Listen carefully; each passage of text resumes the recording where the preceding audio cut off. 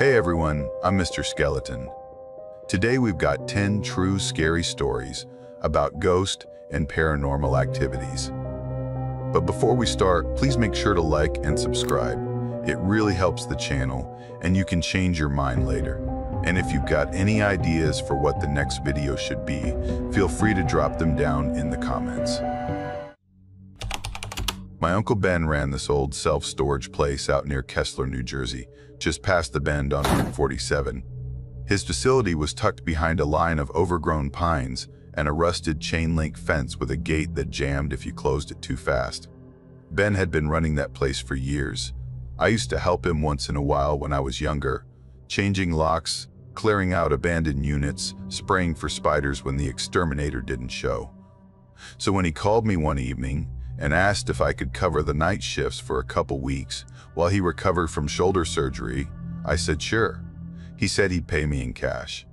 It'd be easy. Just stay awake, log anyone who came in after hours, and make sure the place didn't catch fire.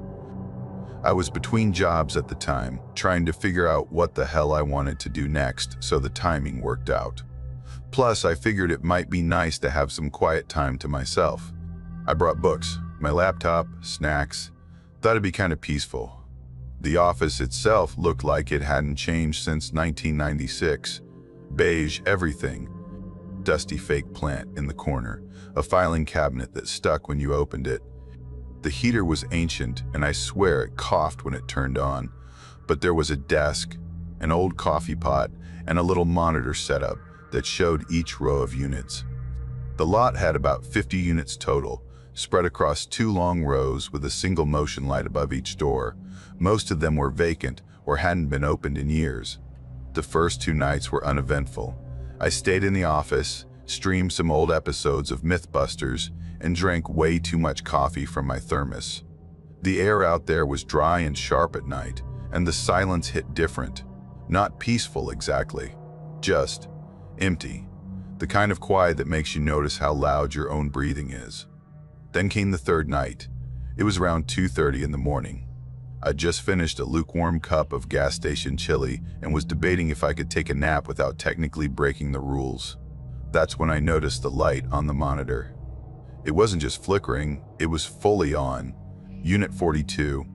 That one always stood out to me because it had its own interior light. None of the others did, not like that. Just a long fluorescent strip bolted to the ceiling. I checked the gate logs, no entries. No one had come in. Still, I threw on my jacket, grabbed the flashlight, and headed out. The air was freezing. Each step crunched hard against the gravel like walking on broken glass. My flashlight beam jumped across the rows of units, catching rust and peeling paint. When I reached 42, the door was cracked open just enough to see light spilling out from inside. Policy said that if a door was open, I had to investigate and document it, so I called out twice and waited. Nothing. I pulled the door open the rest of the way. The fluorescent light buzzed above me like it was struggling to stay alive. The unit was full of the usual junk boxes with torn labels, a treadmill with one handle missing, a cracked Rubbermaid bin. But there was something else. In the back, leaned carefully against the wall, was a huge mirror. 7 feet tall at least, with this thick, carved frame that looked like something from an old estate sale. The wood had these curling vine-like patterns, and it looked weirdly pristine. No dust, no nicks, not even any fingerprints. The glass was even stranger, perfectly clean. It didn't match the rest of the unit at all, which looked like it hadn't been touched in a decade.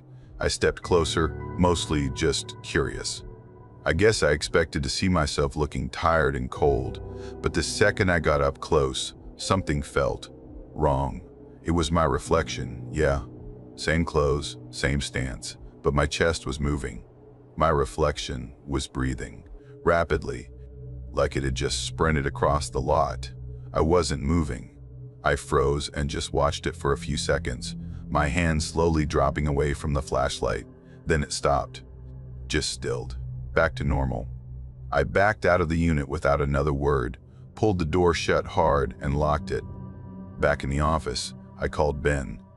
It was almost 3 in the morning, and he answered sounding half asleep. When I told him what I saw, he didn't even pretend to be surprised.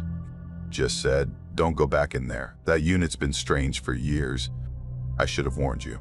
That was it. No explanation. "No, you're seeing things." Or maybe it was a trick of the light. Just a warning, like he'd been waiting for this call. The next night, I tried to ignore it.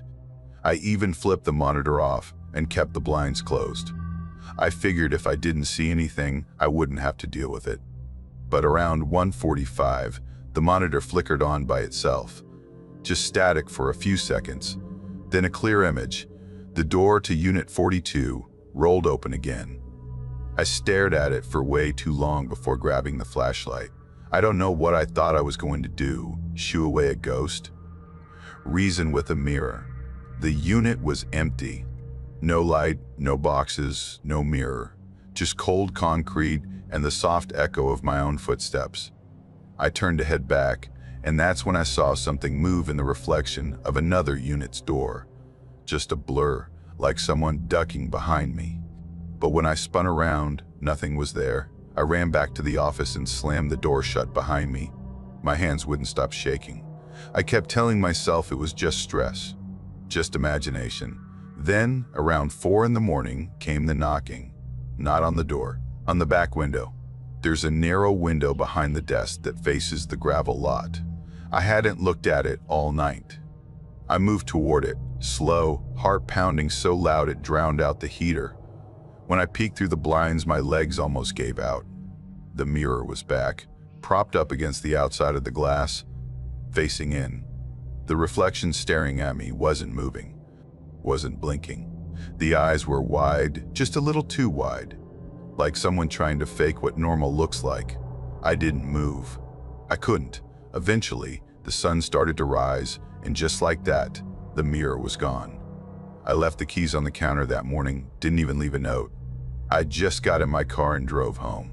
3 weeks later, Ben's wife called. He'd died in his sleep. Stroke, they said, but she mentioned something odd. When they found him, he was upright in bed, eyes open, looking like he'd been frozen mid-thought. There was a shard of glass in his hand. Blood dried around his fingers. Nothing came out after investigation. They said it was a natural death.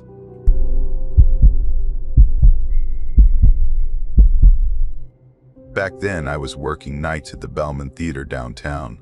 The front looked nice, marble floors, shiny brass fixtures, all restored to this slightly over-the-top version of its 1940s self. I was the overnight supervisor for the cleanup crew, 10 p.m. to 6 a.m. One Thursday night in early March, 2 of the regular cleaners, Marcel and Gina, called out. I remember because they always brought coffee on break, and I missed it. With them gone, I had to cover their rounds upstairs. It was one of those nights where everything felt slightly off-kilter. The upper levels of the theater were always strange.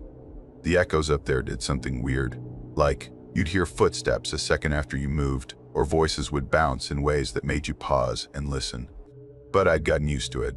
Around midnight, I was in one of the supply rooms off the second-floor hall logging cleaning supplies. I had my tablet open, checking off what we had left. Paper towels, degreaser, toilet paper. That's when I noticed the red binder. It was just sitting there on top of the mop sink, plain red, slightly frayed at the corners. We didn't use physical binders. Everything was tracked online. I thought maybe someone left an old archive behind, but I couldn't remember ever seeing it there before. I opened it. The first page was labeled Stage Left Storage Archive in thick black pen. Underneath, a list of inventory boxes, props, lighting gels, cables, all handwritten. I frowned. That section had been sealed since long before I started. Management said the stairs were unstable. No one went down there. I closed it and figured it was just some weird leftover from an old inventory. Marked it as found, tucked it under my arm, and brought it back to the front office. I locked it inside the cabinet under the desk, double lock actually, and wrote the time down in my shift notes. About an hour later, I was doing another sweep, and when I passed the same supply room, I saw it again, sitting on the exact same shelf, exact same angle. The office was still locked. I didn't even try to come up with an explanation that made sense. I just stared at it for a bit, then picked it up again and walked straight back. This time, I placed it under the front desk camera, right in the middle of the frame so I could catch anything that happened to it. 15 minutes later, I checked the footage. It wasn't there. I don't mean someone moved it. I mean it just wasn't visible in the footage. One frame, it was sitting there. The next, gone, like it skipped over the part where it should have existed.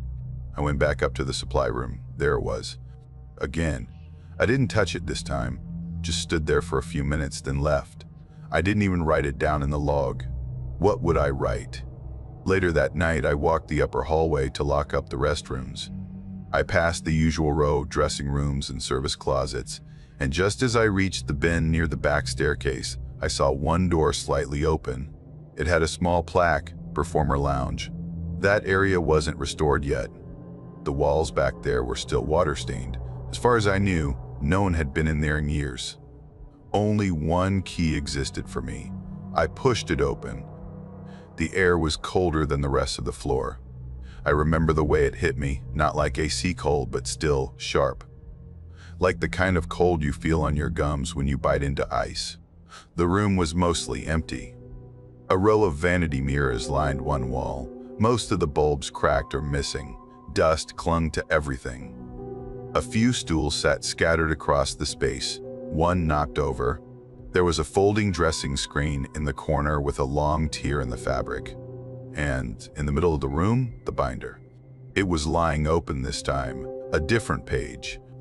The handwriting looked the same, but the heading had changed. This one said, Entries. Beneath it, 5 names. First and last. No dates, no job titles. I only recognized one of them, mine.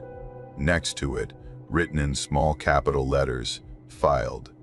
I closed the door and left the building without saying a word to anyone. The next night, I called in sick. Sent a half-hearted text about a migraine and stared at my phone the rest of the night, waiting for some response. Nothing came.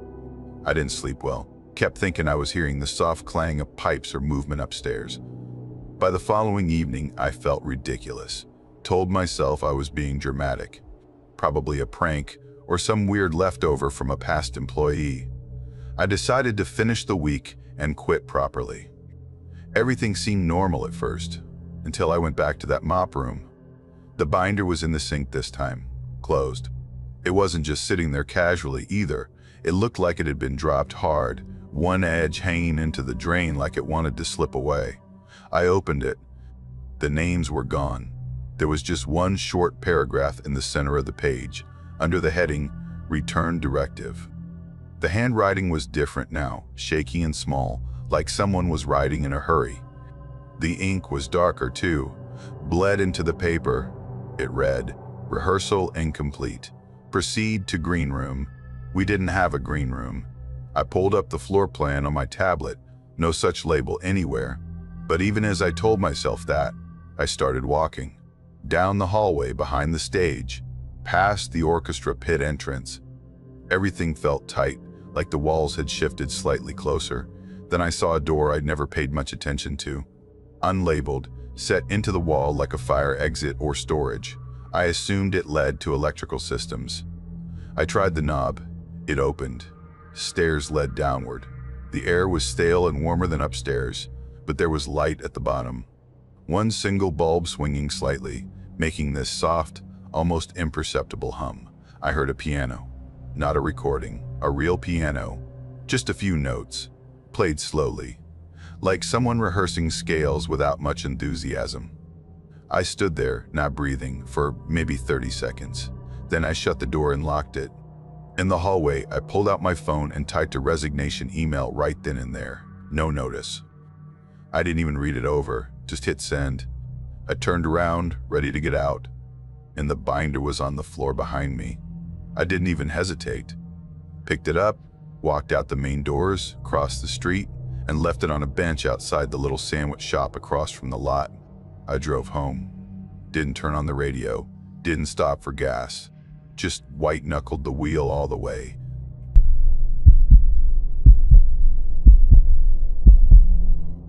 At the time, I worked for a property services company based in southern Indiana. Our job was simple: haul out whatever was left, document the condition, take photos, and prep the place for a locksmith or inspector. That Thursday, I got sent to a single-story brick house outside a small town called Ashfield. It sat at the end of a long wooded road with no sidewalk and barely any cell service. I'd never been down that stretch before. The property had apparently been untouched for over half a year. No electricity, no running water, just a house full of whatever the previous owner couldn't or wouldn't take with them. When I pulled up, the driveway was cracked and mossy, and the mailbox was hanging by one screw. The grass had grown into stiff yellow stalks that crunched underfoot. Nothing felt particularly spooky or out of place, just another dead house on another forgotten road. I grabbed my gloves, flashlight, crowbar, and clipboard from the truck, ran through the checklist in my head, and headed up to the porch. The front door was already unlocked, which wasn't that weird. Sometimes the bank sends out a locksmith ahead of time. Still, something about it bugged me. The door frame looked slightly warped, like the wood had shifted sideways a bit, even though there wasn't any visible damage. It was like the house itself had leaned away from the door at some point and never quite settled back. I made a mental note and pushed it open. The air inside was dense. Not stinky, just still. Dry and unmoving, like a crawl space or sealed basement. You know that muffled silence you get when nothing's been disturbed for a while? That was the first thing I noticed. Even my footsteps felt quieter than usual. The furniture was all gone, except for some thick bundles of newspapers stacked neatly in the living room, tied with twine. I checked the top copy out of habit. The date was over 5 years old. That felt strange, even for a foreclosure. I started in the usual way, checked the front rooms, photographed the walls, looked for water damage. One bedroom was empty. Another had a few broken hangers on the floor and some mold spots near the window. Nothing stood out until I got to the third room, which had clearly been used as some kind of home office. That's where it got weird. The walls were lined with shelves, and the shelves were filled wall to wall with food cans. Every single one had the label removed.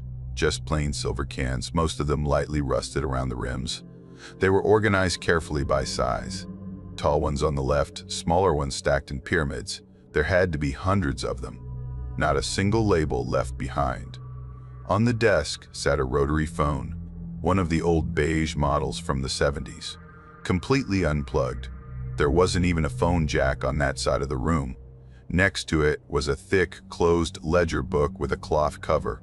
Written across the top in black ink was a single word, Hale, no title, no address, just that name. I left it alone at first. I went through the closet, moved some dusty file boxes, checked behind the door for any outlets. Nothing unusual. But when I turned back to the desk, the phone was off the hook. Just lying there on the wood, with the coiled cord stretched out like someone had picked it up and set it down gently. I stood still for a moment. Then I said out loud, "Okay, not funny. Sometimes I talk to myself on jobs. Not like full-on conversations, just quick things to stay grounded. It's easier to feel like the one in control when your voice is the only one you hear." I picked up the receiver, half expecting it to be dead. But there was this low hum, faint but steady, not static. Not static, more like the vibration you get near an old power line or a giant transformer. There was no electricity in the house. I'd confirmed it before I walked in. I set the phone back in the cradle, a little harder than I meant to. I stepped back out into the hallway. Halfway down was a closet door I had passed earlier.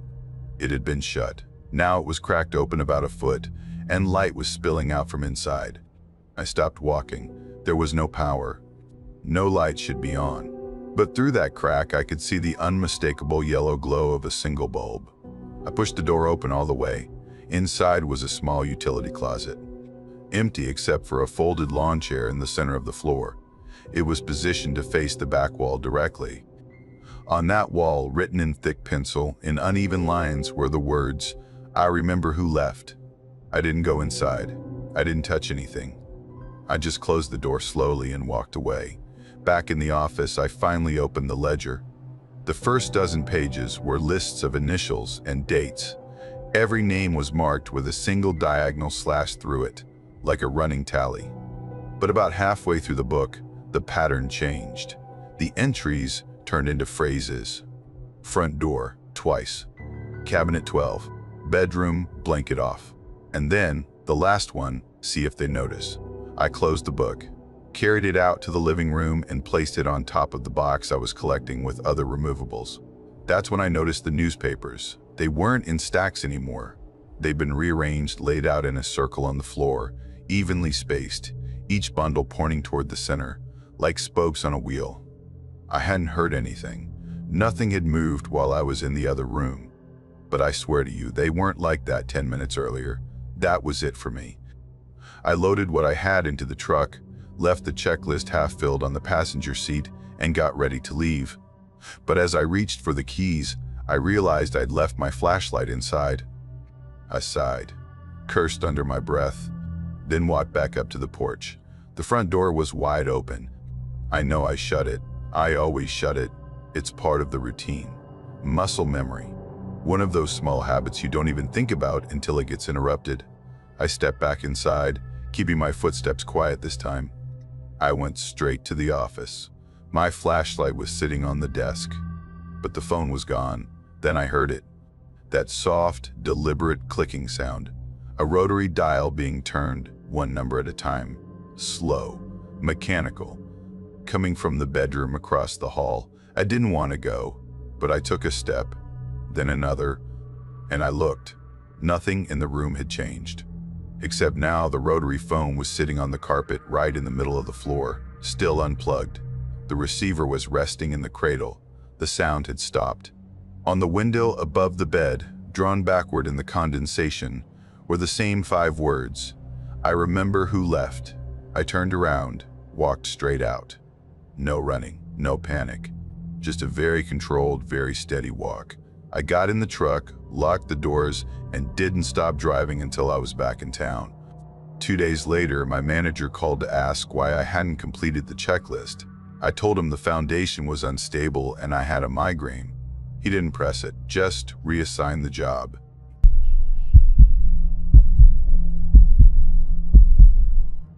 I was 27 when I moved into that basement unit off Harwood Street, just outside of Rochester, not far from an old church and this sketchy-looking tire shop with a busted neon sign that flickered even during the day. I didn't love the area, but the rent was low and, more importantly, I didn't need to put down 3 months' deposit, which felt like a miracle at the time. The house was a red brick split level with a front porch that looked like it had been sagging since the 90s. My place was the basement unit. It had its own side entrance, which felt like a bonus at the time, more privacy. There was also a locked door that connected to the main house. It led to a narrow staircase up to Vince's place. We both had locks on our side, but the stairs were still there, just sitting behind a hollow core door like a weird little passage nobody used. I could hear Vince walking around up there sometimes. He wore heavy boots, and occasionally I'd hear coughing late at night. The guy sounded like he'd smoked a chimney's worth in his life. The first time I noticed the cold patch was maybe a week after I moved in. I was doing laundry and stepped barefoot onto something that felt wrong. Not wet, not soft, just cold, like freezer cold. A single dinner plate-sized patch of concrete right in the middle of the laundry room floor. It didn't look any different than the rest of the floor, but every time I stood on it, even in socks, I felt this deep metallic chill shoot up my leg. I started stepping around it just out of instinct. I didn't even question it at first. You know how your body just sort of avoids stuff that feels off? It was like that. By mid-January, things got brutal outside. Rochester winters don't mess around, and this one came with single digits and that sharp, dry air that bites your skin. I kept a little space heater running in the bedroom at night, mostly to stay sane. But even then, I'd wake up in the mornings and see my breath hanging in the air. The heater was working. It just wasn't enough. The place felt like it was trying to freeze me out. The night it happened, I'd gone to bed early. I remember because I'd fallen asleep watching something dumb on my laptop, and when I woke up, everything was off. The heater, the power, total silence. Now, silence doesn't usually feel like a thing, right? But in that basement, with the heater always humming and the occasional thud from upstairs, it was the kind of silence that hits you in the chest. Thick, unnatural. I reached over to flick on my bedside lamp. Nothing. Tried the main light switch. Also dead. Okay, power outage, I thought. Annoying, but not the end of the world. I got up, mostly because I wanted my inhaler. Cold air and no ventilation wasn't a great combo for my asthma. I always kept the inhaler on the corner of my dresser habit, but when I reached for it, my hand landed on smooth, empty wood. Gone. I checked the floor, looked behind the lamp, pulled the drawer open in case I'd knocked it in by mistake. Nothing. And then I looked toward the window. That tiny basement window always had just enough light from the porch bulb to outline the edges. It wasn't much, but it let me know the outside world was still there. That night, though, the glass looked completely black. Not dim, not shadowed, just gone. Like the window had disappeared or been painted over. I leaned a little closer, trying to figure out if maybe the light bulb had burned out. And that's when I heard it. Right behind me, a man's voice, calm and close. "You're not breathing." I jumped and spun around. My whole body went cold. There was no one there. But my chest, God, my chest was tight. My throat felt like someone was slowly pressing it closed. I couldn't get a full breath in. You know when you suck through a straw with a crack in it and nothing comes up? It felt like that, but in my lungs. I stumbled, dropped to my knees, tried to crawl toward my phone. It was charging across the room, screen glowing faintly in the dark. My fingers barely worked. I got maybe halfway there before my vision narrowed and the floor came rushing up to meet me. And then nothing. Nothing. Just blank. When I came to, I wasn't in the bedroom anymore. I was on the stairs. Those locked stairs to Vince's place. My head was resting against the bottom step, and my phone was in my hand, unlocked, emergency dial screen open. I didn't remember walking there. I didn't remember getting up at all. I definitely didn't remember unlocking the door. I blinked a few times. My chest still felt like it was full of sand. Then I looked up. There was someone standing on the landing above me. Not Vince. This guy was younger, mid-30s maybe. Shaggy hair, faded Bill's hoodie, just standing there, watching. Except he wasn't watching. He wasn't even facing me exactly. His head was tilted down like he was looking at the stairs, but his eyes never met mine. And then, without turning, he stepped backward. Smooth and slow, like he was moving on rails, and disappeared into the shadows at the top of the staircase. That was it. Next thing I remember, I was in the hospital, tubes in my nose, someone adjusting monitors beside me. Vince had found me passed out against the door, barely breathing, and called an ambulance. It was 3:30 in the morning. At the hospital, they told me it was a chemical reaction. Severe respiratory inflammation, like an allergic attack but worse. They asked if I'd been exposed to insulation, sealants, rubber fumes, stuff like that. I told them no, but Vince filled in the blanks later.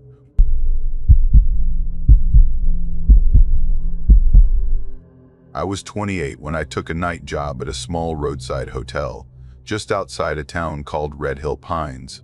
The hotel wasn't part of any chain, just one of those squat single-story buildings with 20 rooms in a U-shape around a gravel parking lot. Half the rooms had burnt-out porch bulbs. The sign out front used to say Cumberland Lodge, but most of the letters had peeled off, so it just said Kumlo. The locals thought that was funny. I did too, the first week. I worked the overnight shift, 10 to 6. No other staff. The owner lived in New Jersey and came up once a month to breathe heavily over the books and change the filter in the ice machine. The manager lived an hour away and only showed up if something broke. That meant I had the place to myself. Most nights were uneventful. I'd sit at the desk in the tiny front office, drinking terrible coffee and watching muted crime shows on the TV bolted to the wall. The vending machine would hum in the background like it was trying to fall asleep, and every so often, a tired trucker or a guy on a business trip would roll in, bleary-eyed and grateful. I'd hand over one of those fat brass keys and point them down the hallway like a concierge in purgatory. I liked the quiet, honestly. After years of bouncing between dead-end retail jobs and temp gigs with fluorescent lighting and forced small talk, sitting alone in a slightly musty room didn't feel like the worst thing. There was a kind of peace in knowing that nothing much was expected of me. That night didn't start off feeling different. The wind had picked up around midnight, not a storm exactly, but the kind of dry gusts that make the leaves shuffle around like they're looking for something. The lobby door was one of those old automatic sliding types, the kind that operates like it's on its last legs. Every time the wind blew across the sensor, it would drag itself open an inch or two, make this exhausted mechanical wheeze, and then snap shut like it was offended. It was annoying, but not unusual. I even laughed at it once or twice, like, yeah, buddy, I feel that too. Around 2 in the morning, I was wrapping up the audit, everything balanced. I shut the register drawer with a satisfying little snap, stretched my back, and was just reaching for the light switch behind the desk when the front door sighed open again. I looked up. Nothing. The parking lot outside was still. No headlights, no silhouettes, no sign of movement. Then the door slid shut with a soft hiss. I figured it was the wind again, but I walked over to check anyway. Habit, I guess. I pressed my hand against the glass and looked out. Empty. Just my beat-up Corolla sitting alone under the flickering security light, casting a nervous little shadow on the gravel. No fresh tire tracks. No footprints. Just that uneasy stillness where everything looks normal but feels not. And then behind me, something hit the floor. A sharp metal thunk. I turned fast. One of the room keys, 6, was lying just behind the desk, a couple inches from the pegboard where it usually hung. The hook was still there, not bent or anything. The key had just dropped, all on its own. They weren't light either. These were solid brass with thick leather tags. They didn't just fall off for no reason. Still, I picked it up, maybe a little too quickly, and hung it back like that made things normal again. I took one step back, and another key fell. This time, it was 11, and it didn't just drop straight down. It bounced off the hook below it, clattered on the counter, then hit the floor. That one I didn't hang back up. I just stared at it for a second and stepped away. The lobby felt wrong. Not cold, but thick. Charged. Like the air before a thunderclap, or right after someone says something unforgivable and the whole room forgets how to breathe. I walked over to the door, flipped the sensor off, and locked it manually. Then I sat back down behind the desk, every hair on my arm standing up, telling myself I was overreacting. Then the phone rang. Internal line, room 4. I stared at the blinking extension for a second. No one was in 4. It had been vacant for over a week. I'd even walked past it earlier that night, door shut, curtain pulled, same as always. I picked up slowly. Front desk, nothing, not even static. Hello, nothing. Then a click, just that. I sat there for a moment, still holding the phone. Then it rang again. Room 9. My stomach clenched. I picked up, tried to sound bored. Front desk, pause. Then a voice, small, high-pitched. Definitely a child's voice. Are you alone? I hung up. That time, I didn't wait. I told myself it was a glitch. That maybe the phone system had crossed wires. That maybe some guest kid had gotten hold of the receiver. But I already knew none of the occupied rooms had kids in them. I checked the check-ins myself, 2, 8, and 12. All solo travelers. All adults. I opened the system again and double-checked. Same result. Still, I printed out the occupancy report and stepped out from behind the desk. Figured I'd walk the hall, confirm nothing weird was going on. The hallway was its usual self-thin brown carpet, buzzing overhead lights, that faint, sour smell of air freshener trying to fight mildew and losing. I knocked on room 4, nothing. Same with 9. Then I rounded the corner and everything stopped. Room 6's door was wide open, not halfway, not cracked, wide. I approached slowly, listening. The hallway was dead quiet. I leaned in and flicked on the room light. Everything looked untouched. Bed perfectly made, remote, still sitting on the nightstand, nothing out of place, no bags, no guests, no movement. But the bathroom light was on, the door was shut.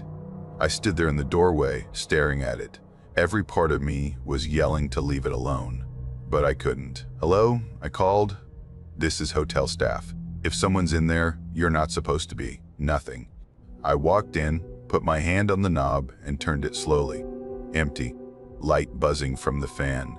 No towels disturbed. No mirror fog. Just an ordinary, very empty bathroom. I turned off the light, left the room, locked the door behind me, and made my way back to the desk. When I got there, my stomach dropped. 3 keys were on the counter now. 4, 9, 6. Their hooks were empty. I hadn't taken them down. Then the front door, still locked, clicked open on its own.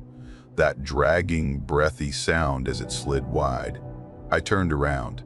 There was a little girl standing just outside, barefoot, hair matted like she'd been out in the wind for hours. No coat, no parents. I stepped forward, heart in my throat. "Hey," I said gently. "Are you okay? Are you lost?" She didn't answer. Didn't even look at me, just stared down the hallway.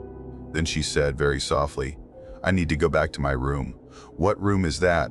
She raised one arm slowly and pointed. "To the one where I died." I didn't move. I couldn't.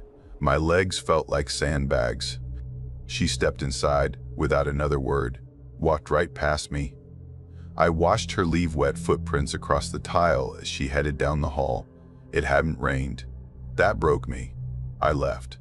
Didn't even grab my phone, just got in my car, heart hammering in my chest, and drove until I saw lights at a gas station 10 miles down the road.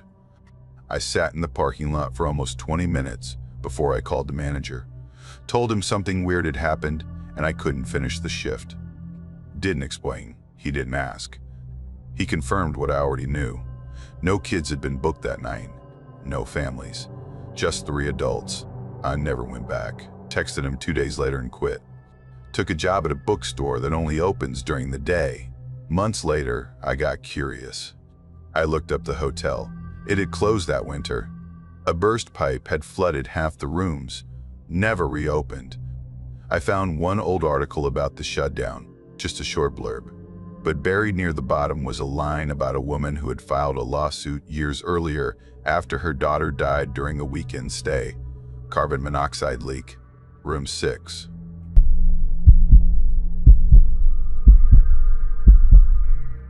Back when I was 21, I was working the closing shift at this no-frills 24-hour gym just outside Eldridge, Virginia. The place was called Ridge Point Fitness, though that made it sound fancier than it was. Most nights were uneventful. I'd vacuum, wipe things down, check the bathrooms to make sure no one fell asleep in a stall, then lock the doors by midnight and head out. Easy enough.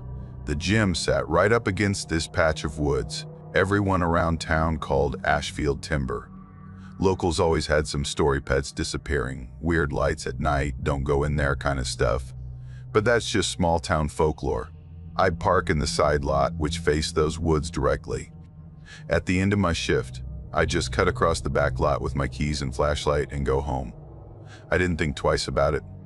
That night started normal. Around 10, there were just 2 people left. Rob, a regular who did late-night cardio, and this other guy I didn't recognize. Young, maybe 17 or 18. He wasn't working out, though. Just sitting on the stretching mats near the wall of mirrors. Cross-legged. Staring at his reflection like he was waiting for it to move. I figured he was killing time, maybe waiting for someone. But after a while, I walked over and asked if he needed anything. He didn't even fully look at me. Just said, "I'll leave soon." And something about his voice stopped me. It was flat, like someone talking in their sleep. Not slurred, just distant. I paused, kind of watching him for a second longer than I probably needed to, then went back to the desk. By 10:30, Rob had left. The kid hadn't moved. Still sitting there, facing the mirror. I cleared my throat and let him know we were closing. He stood up slowly, walked straight past me, and left without another word. I locked the door behind him, shut off the lights, did my final sweep of the locker rooms. Everything looked fine. But when I came back into the lobby, the little red motion sensor near the entrance blinked once. That usually only happens if someone walks by. I double-checked the doors. Still locked, looked out onto the sidewalk, completely empty. Figured it was just a glitch. They happen sometimes. Humidity, power surges, whatever. I shut everything down, grabbed my bag, and stepped out the back. And that's when I saw it. My car's headlights were on. Not bright, just the dim setting. But they were definitely on, casting two long, pale beams right into the trees. And here's the thing, I never leave them on. Never. I've got this little routine I follow every night, like clockwork: check the doors, shut the lights, keys in my hand, then walk to the car. I don't even touch the headlight switch, it's automatic. I stood there for a minute, just watching. No one else was in the lot. No sounds. No signs of anyone around. The car looked like it had just pulled in, lights still humming faintly. I walked up slowly. Both doors were shut. I glanced around, trying to convince myself this was just me forgetting something, but it didn't feel like that. I unlocked the door. The lights went off immediately. Not faded, snapped off like a breaker switch had flipped. I got in and started it. The engine came on just fine. Nothing felt wrong, except the dome light didn't turn on when I opened the door.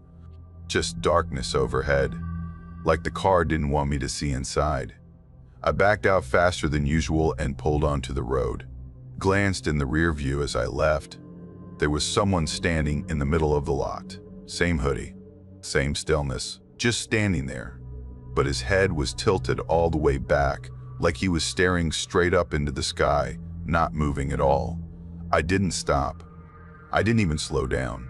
Just kept driving and told myself I was tired, that I probably imagined it. I didn't bring it up to anyone. How do you explain something like that without sounding ridiculous? I chalked it up to stress and went back the next night. Everything seemed normal. But that mirror in the stretching area, it gave me a weird feeling. At one point, I saw movement in it just for a second. A quick flicker, like someone walking behind me. When I turned around, there was no one there. I told myself it was my reflection, maybe a light catching weird. Tried not to make a big deal out of it.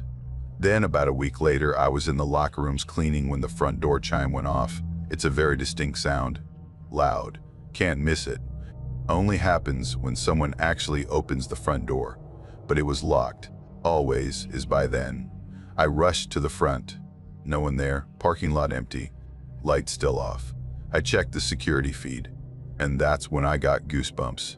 The camera footage cut out for exactly 13 seconds, just before the chime. Then it came back, showing me walking into frame, confused. No one entering. No one leaving. Just a missing chunk of time. I brought it up to my manager the next day. She brushed it off. Said the cameras were old, that they cut out sometimes. Told me not to worry. I tried to believe her. But then, a few nights later, I saw the kid again. He wasn't inside this time. He was sitting across the parking lot on the curb, just watching the front doors. Didn't move, didn't flinch, just sat there like he'd been waiting. I called my coworker Tony, asked if he could pick me up. Left my car behind that night.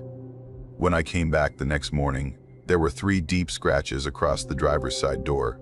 Not like someone keyed it, these weren't straight. They were uneven, jagged, almost like claw marks. I told the manager I had classes starting back up and couldn't do the late shift anymore. No one pushed back. A new guy took over nights. 2 weeks later, I heard he quit without giving notice. Someone said he saw a person standing in the back hallway who wasn't supposed to be there. When he went to check, no one was around, but every mirror in the locker room had fogged up, like someone had just breathed on them. Sometimes I dream about that mirror, that kid. In the dream, his reflection still moves, but he doesn't.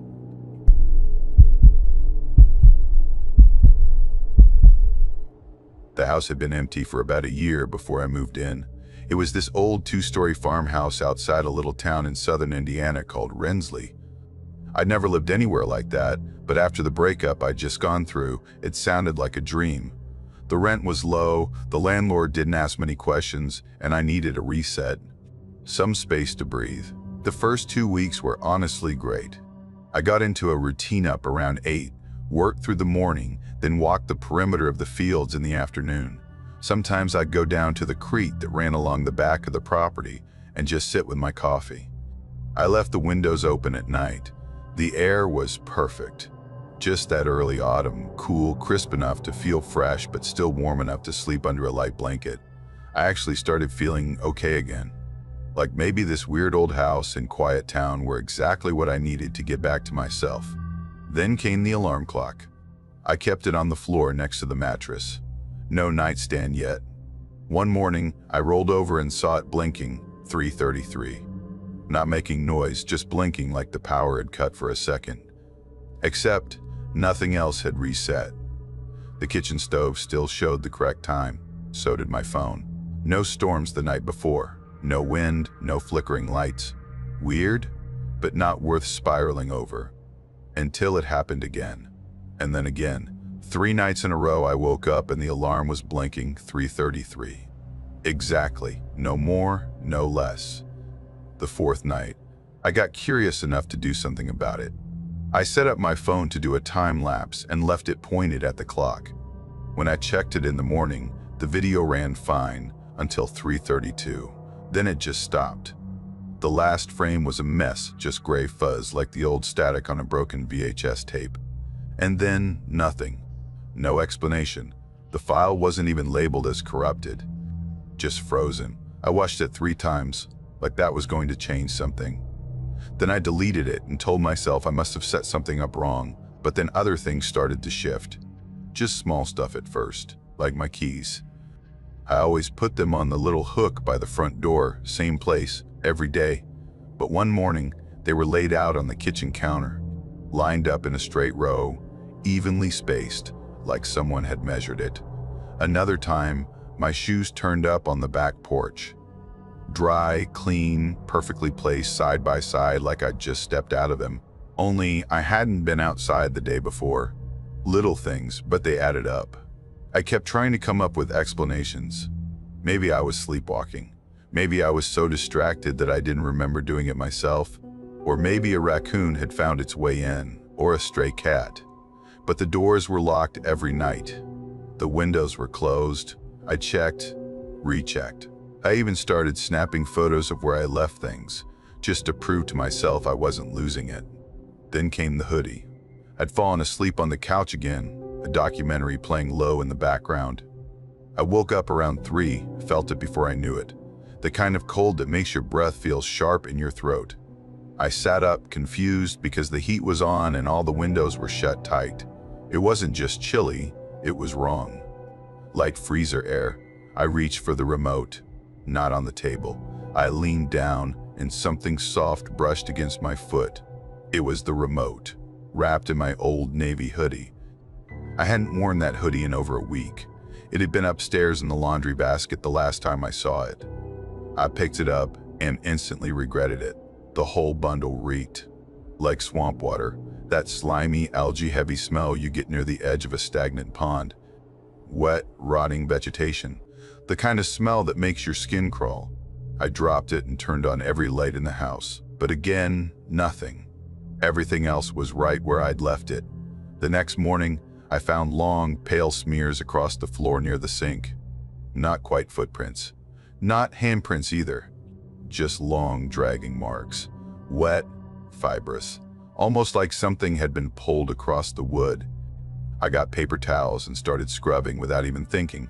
Like if I cleaned fast enough, it wouldn't be real. I told myself maybe an animal got in through the crawl space. That made more sense than any of the other thoughts crawling around in the back of my brain. So I drove to the hardware store, bought sealant, traps, heavy-duty foam, spent that afternoon plugging up every possible gap I could find. That night, I stayed out later than usual.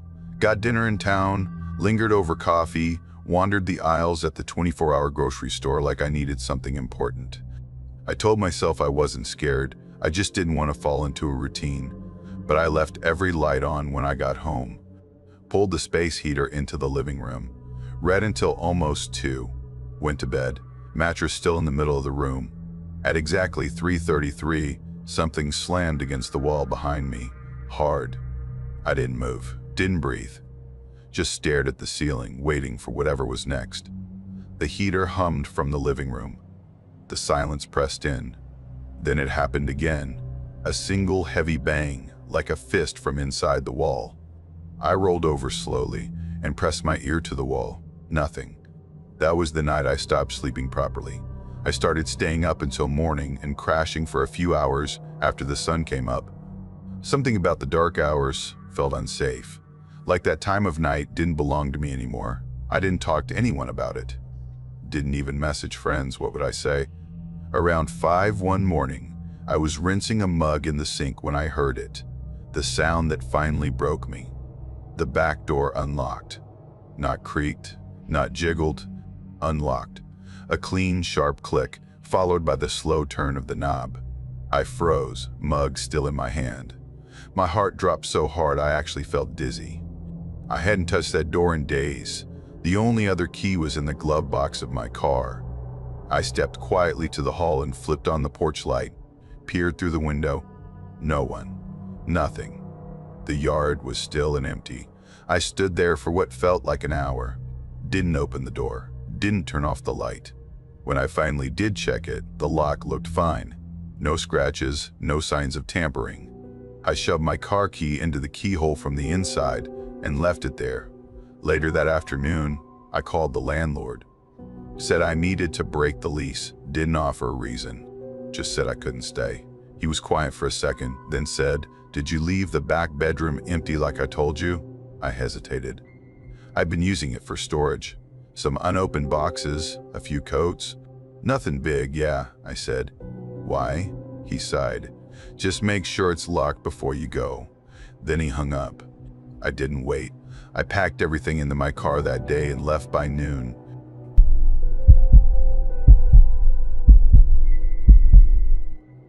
My Uncle Mike asked me if I could look after his cabin while he and his wife went to visit her family out in Washington for the week.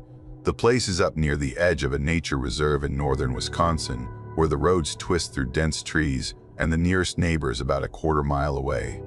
I'd been there a few times growing up, mostly summer weekends with my parents, but I hadn't seen it in years, never stayed there alone.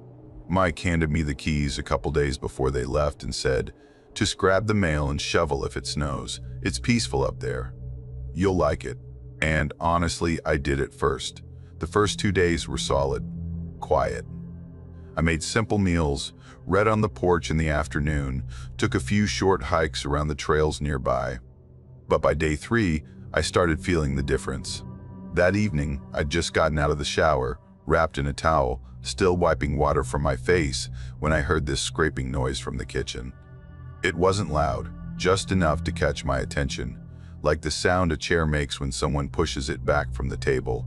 I walked out, still dripping, half laughing at myself, thinking maybe it was the wind or some pipe knocking against the wall. Everything looked totally normal. Nothing out of place. The chairs were tucked in, the front door was still locked, and there wasn't even a draft. I opened the pantry for some reason, like I expected a raccoon to be hiding behind the flour or something. Nothing. I went back to finish drying off, but I was more aware now, listening harder. That kind of alert where your skin feels one size too small. 10 minutes later, same sound. That dragging chair scrape. This time, I came out of the bedroom a little faster. One of the dining chairs was pushed back from the table, not far, just a few inches, angled like someone had stood up from it and didn't bother to push it back in all the way. I froze. Not because it was terrifying yet, but because there's this weird moment when something's just wrong enough to mess with your head, but not enough to act on. I stared at the chair, trying to figure out if I'd left it like that. Maybe when I put my bag down. Maybe I bumped it. I pushed it back in slowly and stood there a few seconds longer, just kind of testing the air, like maybe I'd hear breathing or catch movement out of the corner of my eye. Nothing, just silence. That dense, close kind of silence where you start to feel like you're intruding. That night, I left my bedroom door open a crack. I don't usually do that. I'm the type who likes everything shut and locked, but I wanted to hear if anything moved around out there. Around 2, maybe closer to 3, I woke up. Not jolted awake, but slowly, like something had been nudging me toward consciousness. It was the sound. Knocking, but not from the front door. This was inside, quick, soft, 2 knocks at a time, almost polite. I held still and listened. There it was again, 2 knocks. A little louder, closer. I sat up slowly, every muscle tight, like if I moved wrong, something would notice. It sounded like it was coming from the hallway closet, just outside the bedroom. 2 more knocks, then nothing. I got up and flipped the hall light on. The sound stopped. I stared at the closet door for a while before opening it. Coats, an old boot tray, a flashlight, nothing new. I left the light on and went back to bed, but I didn't sleep. Not really. I just laid there with my eyes open, listening for the knocking to come back. It didn't. But the next morning, the hallway light was off again. I know I didn't touch it. That was the first thing that made me feel watched. I turned it back on and stood there a while, trying to convince myself it was a bad switch. Then I saw the boots. They were sitting by the back door, right where I'd left them, but they were wet. Not soaking, but damp enough to leave a faint ring on the mat. Thing is, I hadn't worn them since the day before, and I hadn't been outside since mid-afternoon. No snow was tracked in. No puddles. Just the boots, resting exactly where I left them, only now they looked used. I didn't know what to do with that. I called Mike around noon and asked if anyone else had a key to the cabin. He laughed, said no, just me and him. Why? You getting spooked up there?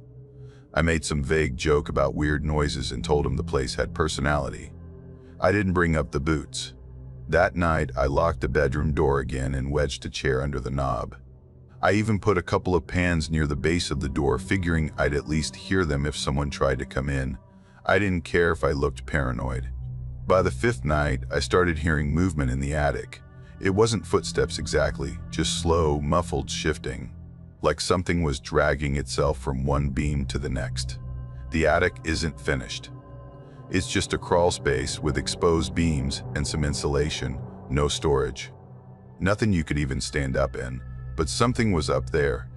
The access panels in the hallway, just a flat piece of wood that sits flush with the ceiling. I'd noticed it on day 1 and barely gave it a second thought. But now I was lying in bed, staring at it through the open door, and picturing a face pressing down against it from the other side. In the morning, I pulled the step stool out from the shed and popped the panel up. Empty. No mice, no nests, no signs of anything living or ever having lived up there. I poked around with a broom handle, listened for squeaks or scurrying. Nothing. It somehow felt worse after I checked. Before, at least, I had an unknown. Now it was just silence and the creeping sense that I was looking in the wrong place. That last night, night 6, I couldn't handle staying inside. I threw on a jacket, built a small fire in the pit out back, and sat there until the sun went down. The cold helped. Gave me something else to focus on. But when I came back inside, everything felt different. The air was heavier, like it had been waiting for me. The hallway light turned off right as I passed under it. I stopped, flipped the switch. It came back on. 30 seconds later, it clicked off again. That time I didn't bother fixing it. I went straight to the bedroom, locked the door, wedged the chair back in place, and sat down on the edge of the bed. I didn't even bother changing clothes. Just after midnight, I heard the front door open. It didn't bang or creak. It opened smoothly, deliberately, like someone who knew how to move through that space without making noise. Then came the footsteps. Soft, even, crossing the living room, past the kitchen, heading straight down the hallway. No pauses, no hesitation, just slow, certain movement, like they knew where they were going. I sat there without moving for over an hour. Every now and then I'd strain to hear breathing or footsteps walking away, but there was nothing.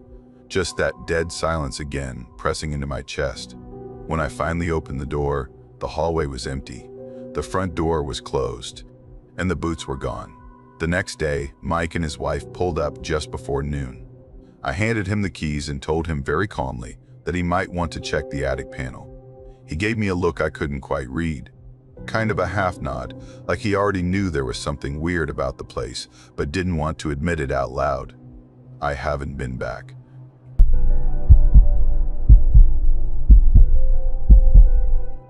My cousin Mara and I were living in this old duplex on the edge of Claremont, a quiet little town in upstate New York.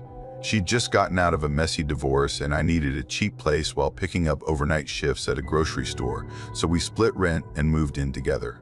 The unit had been empty for more than a year before we got it. The landlord, a guy named Mr. Hartley, said the last tenant got weird and left without a word. I worked nights stocking shelves, so I'd usually get home around 1 or 2 in the morning. When I wasn't working, I kept to a weird schedule, reading, folding laundry, watching TV until I crashed. That night, it was maybe 3 a.m. I was on the couch folding a load of laundry when I noticed the basement door was open. I always kept it shut. It creaked loudly when it moved, and the air that came up from down there smelled off. Musty, a little metallic. I figured Mara had gone down and just forgot to close it. I walked over to shut it, but stopped before touching the knob. The hallway light was on, but the stairs looked too dark. The bottom wasn't visible at all. It wasn't just shadows. It was like the light gave up halfway down. Just this thick, dead black space where there should have been steps. I stood there for a second, staring at it like an idiot. Then I told myself to quit being dramatic and shut the door. A few minutes later, I heard this soft scraping noise from the kitchen. Slow and steady, like something dragging across tile. I froze for a second, then got up and checked. Nothing. The back door was locked. Chairs tucked in. Everything was where it should be. I even opened the fridge thinking maybe the compressor made a weird noise. Nope. Just regular fridge hum. I shook it off and went upstairs. Around 4:30, I heard it again. That same dragging, but this time it moved through the hallway toward the foot of the stairs. I sat up in bed, heart in my throat, just listening. It stopped. Then I heard a single creak, like someone putting weight on the bottom step. I didn't move. Nothing followed. No more steps, no sound at all.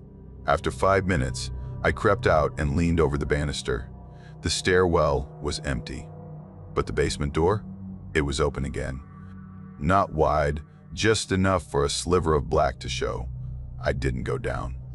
I locked my bedroom door, got back in bed, and stayed there until daylight. The next morning, Mara was already in the kitchen. First thing she said was, "Did you go downstairs last night?" I told her no. She said the basement door was wide open when she came down for coffee. I said I must have left it ajar. She gave me a look but didn't push it. Nothing happened the next night, or the one after. I was starting to let it go. Then I got off work late, close to 2, and came home to a quiet house. Mara was asleep. I made tea and sat on the couch, flipping through a book. That's when I heard the laundry machine beep. I hadn't done laundry. I went to the basement door. It was shut. I stood there for a second, trying to decide how stupid I was feeling that night, then opened it slowly and flipped the switch. The light came on, but halfway down the stairs, I realized it wasn't reaching the back of the basement again. Same thing as before, just this dead zone where the light stopped working. I kept going, hand on the railing. The air felt heavier the lower I got. Cooler, too. At the bottom, I saw the washer lid open. Inside was one of my shirts, damp, stretched, and misshapen, like someone had grabbed both sleeves and tried to pull them in opposite directions. I hadn't even washed it yet. I closed the lid, backed up the stairs, shut the door, and locked it. Didn't sleep that night. After that, things started changing in ways that were hard to explain. Drawers left half open. My books were out of order. Some flipped upside down, others stacked differently than I left them.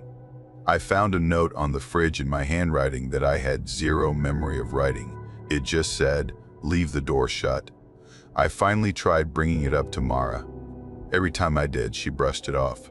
Said old houses creak, we're tired, maybe one of us forgot something. Until one night I found her sitting halfway down the stairs, staring at the basement door. It was closed, but she looked frozen, pale and wired, like she'd been holding her breath. I asked what happened. She said she heard someone moving below her room, not walking exactly, circling, dragging one foot like a limp. She thought it was me until she realized my car wasn't in the driveway. I told her I was calling someone, a priest maybe. She said not to. Don't make it worse, she said. First time she admitted she'd been seeing things too. After that, we made an unspoken deal. No one went down there after dark. That lasted about a week. One night I came home late and found Mara standing in the open basement doorway. The light was off. She was just standing there, facing the dark like she was waiting for something. I called her name. Nothing. I grabbed her shoulder. She jumped so hard I thought she was going to fall over. Her whole body was shaking. She said she didn't know how long she'd been standing there, that she heard someone say her name and just followed it. We went upstairs. She cried in my room for almost an hour. The next morning, the basement light was on again, door wide open. I shut it, locked it, and pushed a chair against the knob. That day I stayed home and dug out the lease. Nothing about deaths, no reports, no weird history. But the tenant agreement for the last guy had a weird gap between his move-in and move-out dates, over 6 months off. I called Mr. Hartley and asked about it. He paused, then said the guy wasn't well and left without notice. No forwarding address. We packed bags that afternoon and went to stay with our aunt a few towns over. Just for a couple days, we told ourselves. Before we left, I went back upstairs to grab some things from my closet. That shirt, the stretched one from the washer, was folded neatly on my top shelf, still damp. Underneath it was a single sheet of paper, a printout I didn't recognize. Across the top it read, Unit C, Basement Access Records. It listed dates, times, names. My name showed up 3 times. The last line just said pending. We left that night, took what we could carry, and didn't come back for over a month. When we finally did, it was to move out. Mr. Move Out. Hartley didn't ask why, just nodded and said, "You're not the first. Now, I won't live anywhere with a basement. I don't care how nice the place is."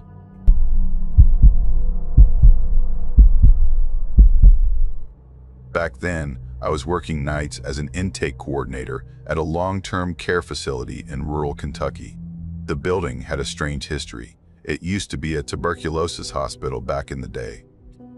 They'd converted it into a geriatric rehab center in the early 80s, slapped on some new paint, put in elevators, but you could still see where they'd bricked off the old quarantine wings.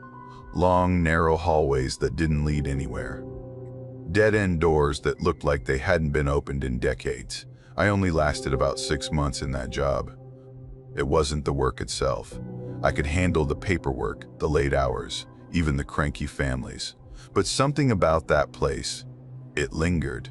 And one night in particular still follows me. We had a resident named Ruth, 87. Tiny woman, not even 5 feet tall, but she carried herself like she owned the building. Sharp, snappy, and very clearly not interested in making friends. Most of the staff gave her a wide berth. She didn't lash out or anything, but she had this way of looking at you like she already knew your weaknesses and was just politely choosing not to say them out loud. Her husband, Ellis, had died in the facility's hospital wing the year before I started. They'd been sharing a room for almost 20 years before he passed from a stroke. According to some of the older nurses, Ruth had barely cried, just sat by the window for hours after, muttering to herself. She never really stopped talking about him. But it wasn't the kind of grief people expected. She didn't say she missed him or wished he was still around.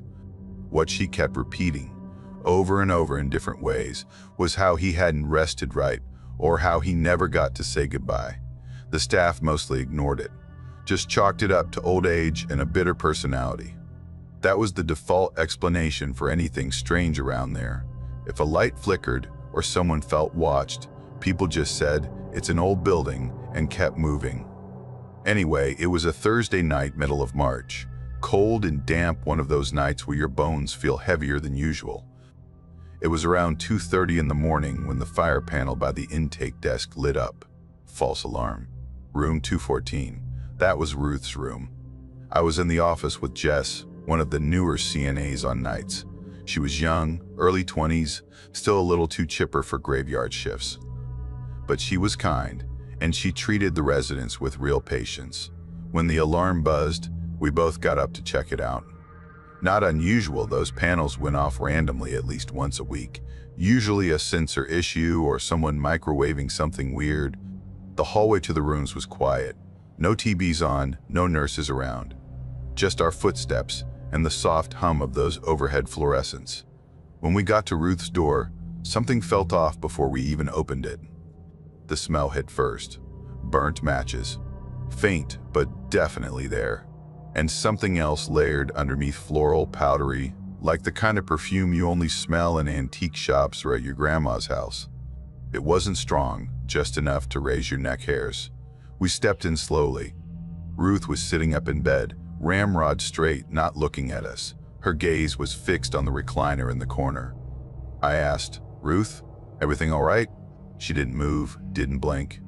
Just said, very clearly, "He's been here for a while, just watching. He wants to talk."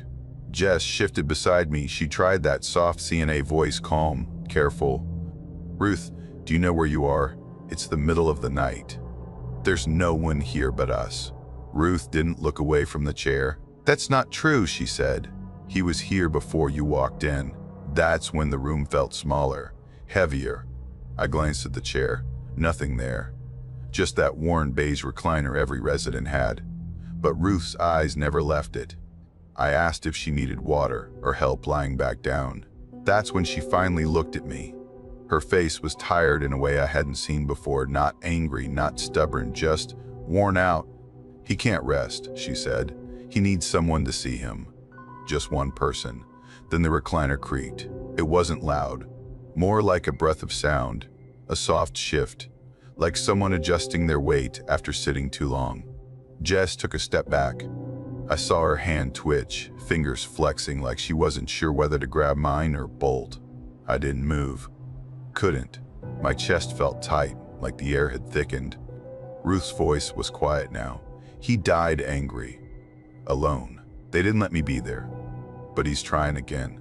Then she nodded slowly toward the chair, like she was giving someone permission. I told Jess to go get the nurse supervisor.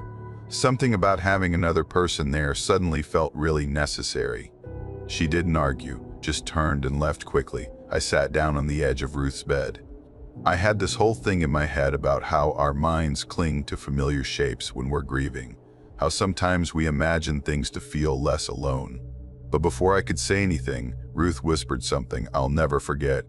He just wanted a face, just one person to look at him while he left. Then she closed her eyes, just like that.